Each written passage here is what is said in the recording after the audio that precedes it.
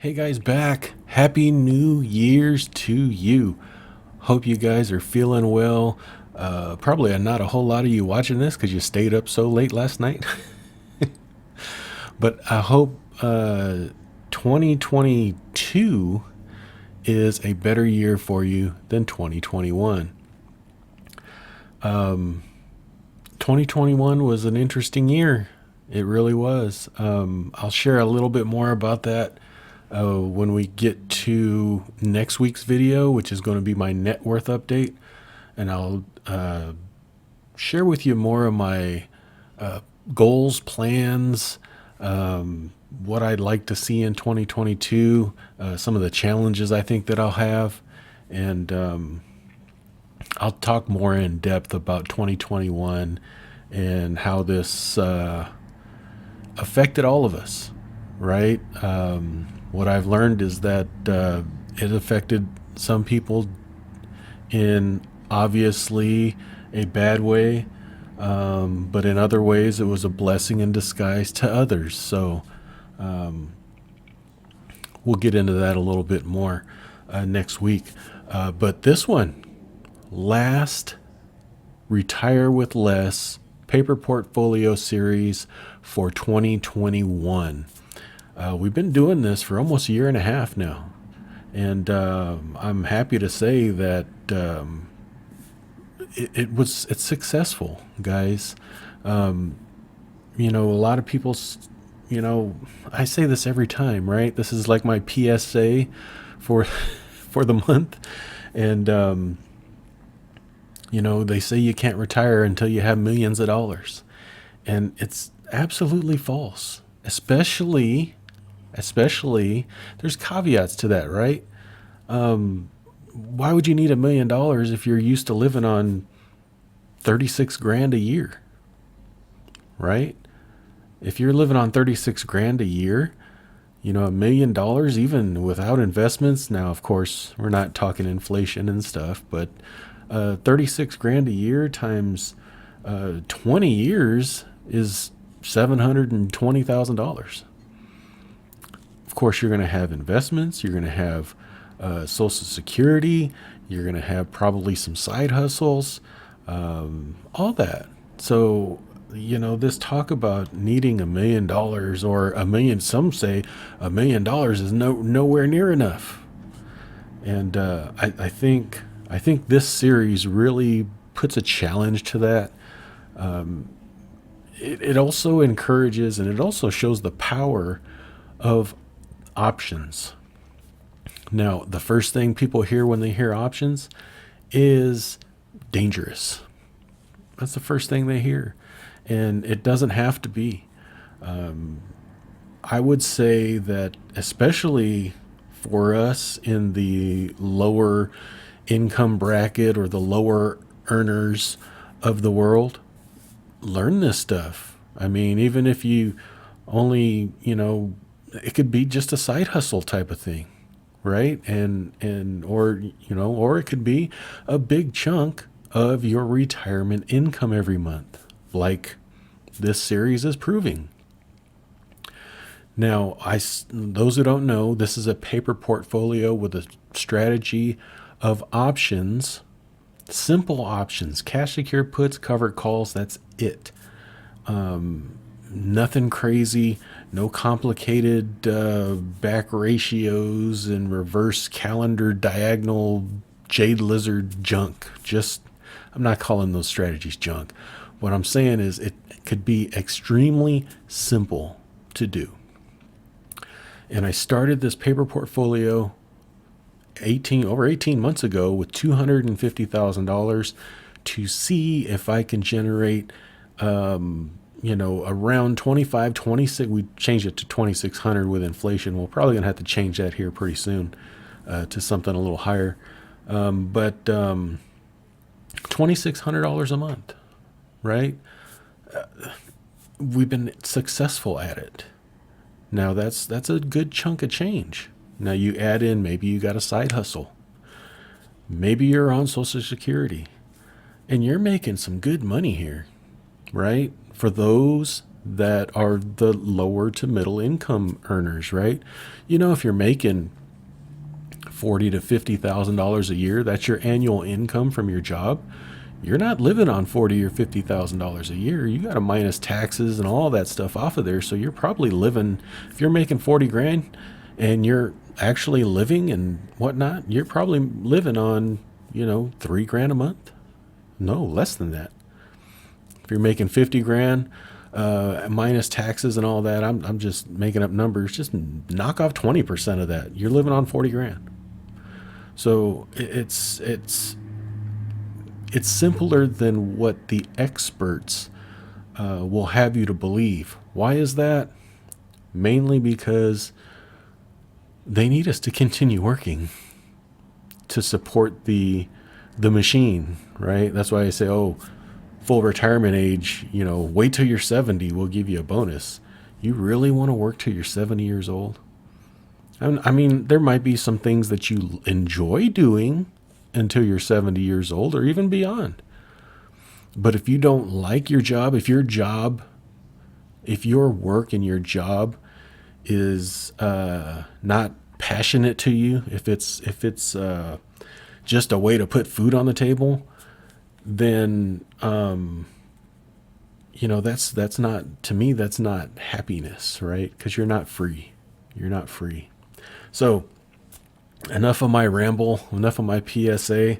Let's check out and see what December brought us. Had to wait a little bit because QYLD, they're a little funny with their payout dates, and they had a big capital gain distribution this month. And it's a little funny because they do pay out 12 times a year. It's just the dates are a little staggered, so you'll just have to deal with that. That's why this video is late.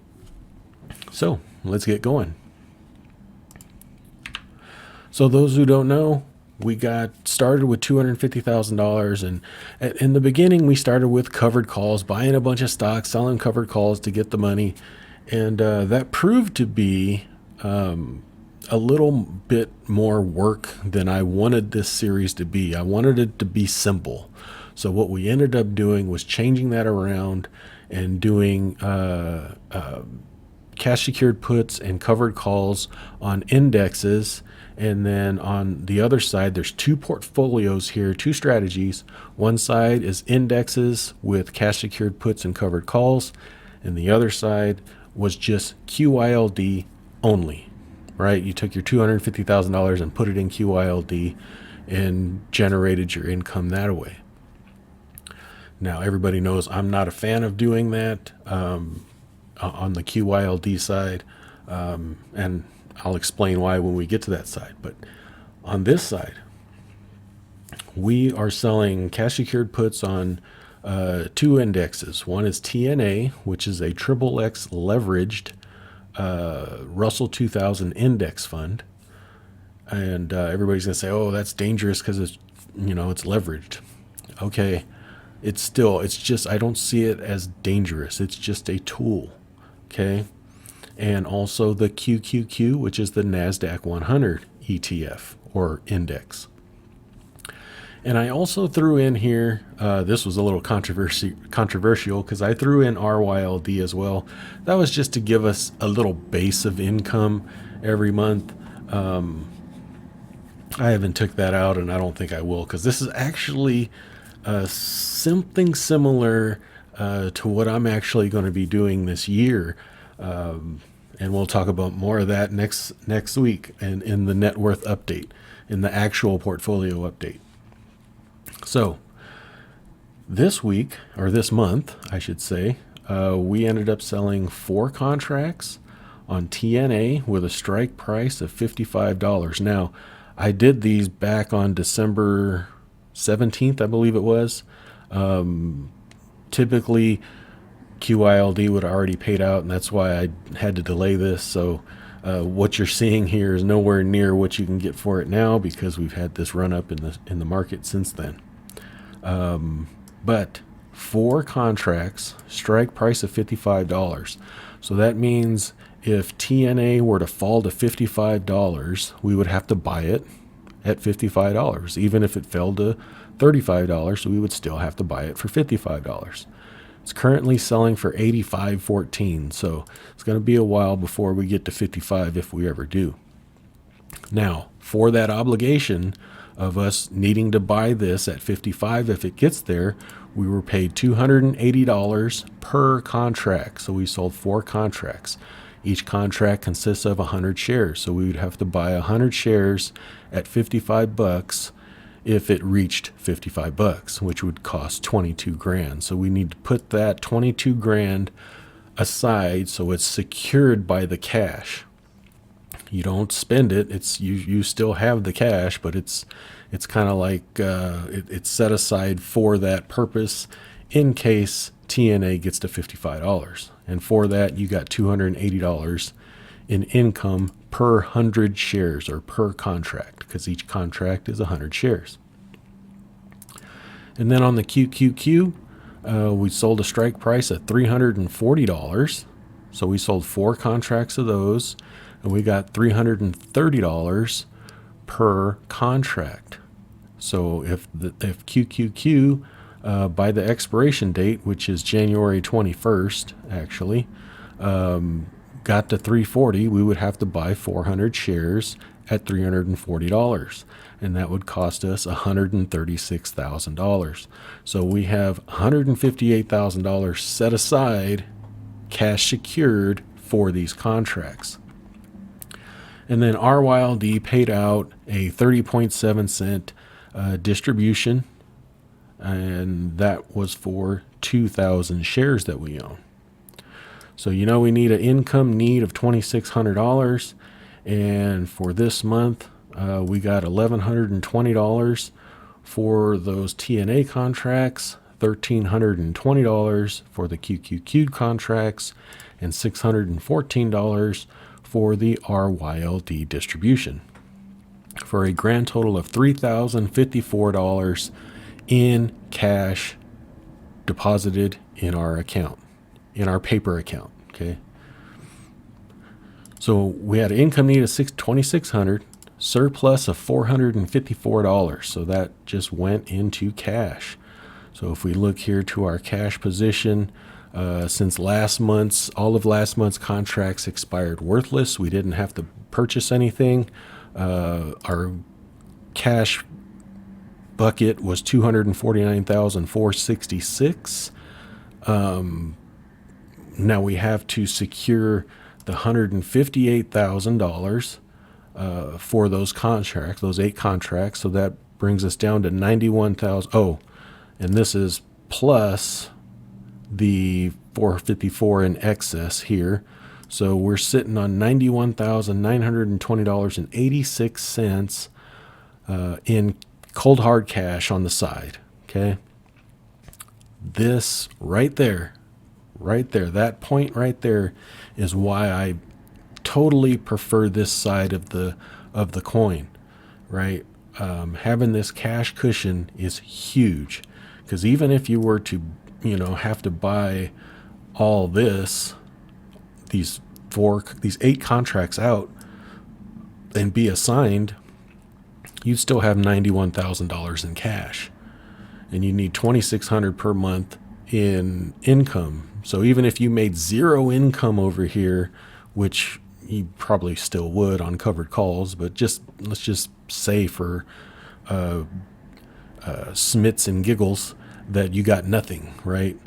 This $91,000, what is that? That's a good, I'm just doing off the top of the head math, good 3 to 4 years worth of living expenses. So that's why I like this side. Okay. So now, a lot of you are going to say, well, QYLD had a huge payout. Yeah, that's true. QYLD smoked us on this side, and we'll go take a look at that right now.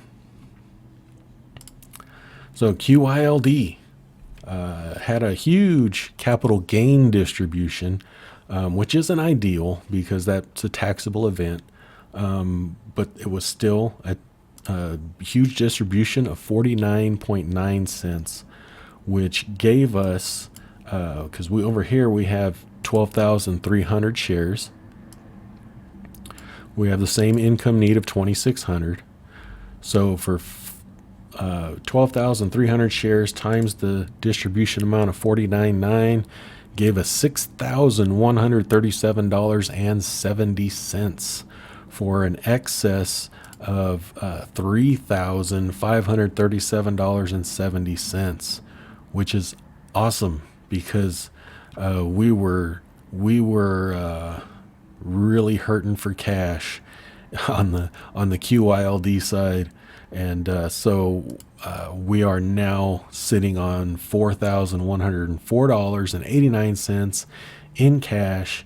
And when this video's over, I'm gonna throw about 2,200 and something dollars over here and put in an extra 100 shares to try to boost our income a little bit. So next month we'll have 12,400 shares there. And yeah, so this is why I don't like this side, is because you don't have any cash. You're 100%, all of your money is exposed in the market. Okay, you have no cash cushion, you have no emergency, you have nothing. And that's the extremely uncomfortable part to me for QYLD. Now, if you're working and you have guaranteed income way and over above what you need, then I can see doing something like this. But if this was 100% your portfolio, I wouldn't be able to sleep at night. I really wouldn't. This side, you're sitting here with $91,000 in cash, and you can sleep. You can go through a 2-year bear market if you had to. If that happened over here and your income got cut in half or something like that, what do? You're just in trouble. And I'm talking about if you're retired and living off of this income. So that's what I don't like about QYLD. But that being said, it did perform. It performed well. It only had a couple of months there where it didn't give us exactly what we needed.